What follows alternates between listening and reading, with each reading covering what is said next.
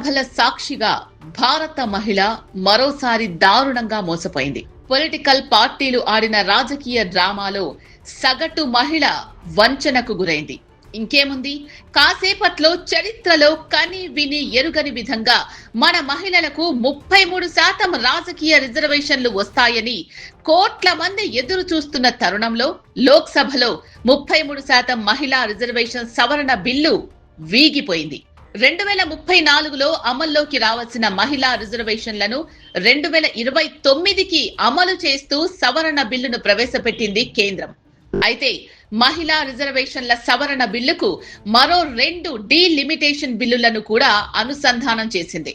మహిళా రిజర్వేషన్ బిల్లుకు ఇప్పటికే అన్ని పార్టీలు ఆమోదించేశాయి కనుక మహిళా రిజర్వేషన్ బిల్లు ముసుగులో మిగిలిన డీలిమిటేషన్ 2 బిల్లులను కూడా జోడించి మహిళా రిజర్వేషన్ బిల్లు సవరణ పేరుతో మిగిలిన 2 బిల్లులను ఆమోదించాలని ప్లాన్ చేసింది కేంద్రం.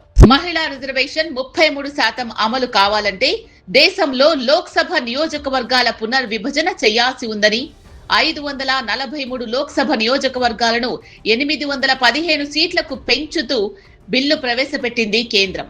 దీనిపై ప్రతిపక్షాలు అభ్యంతరాలు లేవదీశాయి. జనాభా ప్రాతిపదికన నియోజకవర్గాల పునర్విభజన ఎలా చేస్తారు అంటూ దీనివల్ల ఉత్తరాదిలో సీట్లు ఎక్కువ పెరుగుతాయి, దక్షిణాదిన సీట్లు తగ్గిపోతాయి కనుక దీనిని అంగీకరించబోమని బలంగా చెప్పాయి ప్రతిపక్షాలు. ఇప్పుడున్న సీట్లకు 50% పెంచుతామని కేంద్ర హోంమంత్రి సభాముఖంగా హామీ ఇచ్చారు. అయినప్పటికీ ప్రతిపక్షాలు అంగీకరించలేదు. మహిళా రిజర్వేషన్ బిల్లును సవరించాల్సిందేనని, ఓబీసీ మహిళా కోటా కూడా పెట్టాలని కాంగ్రెస్ సహా మిగిలిన ప్రతిపక్ష పార్టీలన్నీ డిమాండ్ చేశాయి. అంతేకాక మహిళా రిజర్వేషన్ బిల్లుకు డీలిమిటేషన్ బిల్లుకు లింకు పెట్టొద్దని వాదించాయి. దీనిలో భాగంగా కేంద్ర ప్రభుత్వం 131వ రాజ్యాంగ సవరణ బిల్లును ప్రవేశపెట్టగా అది వీగిపోయింది.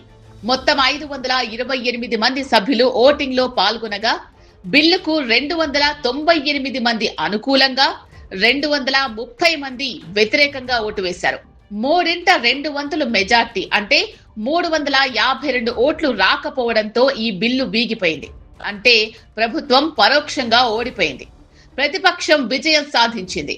చట్టసభల్లో 33% ఉమెన్ రిజర్వేషన్లకు సంబంధించి 2023లో పార్లమెంట్ నారీ శక్తి బిల్లును పాస్ చేయగా రాష్ట్రపతి ఆమోదంతో అది చట్టంగా మారింది. ఆ చట్టం మాత్రం ఇప్పుడు యథాతథంగా ఉంటుంది. అది 2034 నుంచి అమల్లోకి వస్తుంది. మహిళా రిజర్వేషన్ సవరణ బిల్లు వీగిపోతుందని తెలిసి దానిని మొండిగా డీలిమిటేషన్ బిల్లులతో కలిపి పెట్టి కేంద్రంలోని ఎన్డీఏ పార్టీలు డ్రామా ఆడాయి.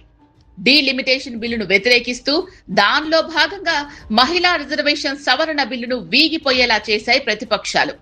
మొత్తానికి పార్లమెంటు సాక్షిగా పొలిటికల్ పార్టీలు ఆడిన డ్రామాలో భారతీయ మహిళ ఓడిపోయింది. అందుకే మన్నించు మహిళ, మమ్మల్ని మన్నించు.